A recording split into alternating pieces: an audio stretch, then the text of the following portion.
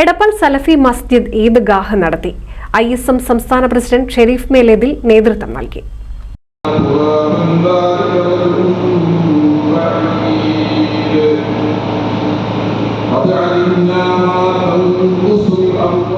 എടപ്പാൾ സലഫി മസ്ജിദ് V1 സ്ക്വയറിൽ സംഘടിപ്പിച്ച ഈദ്ഗാഹിന് ISM സംസ്ഥാന പ്രസിഡന്റ് ഷെരീഫ് മേലേതിൽ നേതൃത്വം നൽകി. പെരുന്നാൾ ദിവസത്തെ അതിപ്രധാനമായ കർമ്മമാണ് പെരുന്നാൾ നമസ്കാരം. 4000 വർഷങ്ങൾക്കപ്പുറം ചരിത്രാതീത കാലത്ത് ജീവിച്ച ഇബ്രാഹിം പ്രവാചകന്റെ സത്കീർത്തി ഇന്നും ലോകത്ത് സ്മരിക്കപ്പെടുന്നു എന്നത് മഹാത്ഭുതം.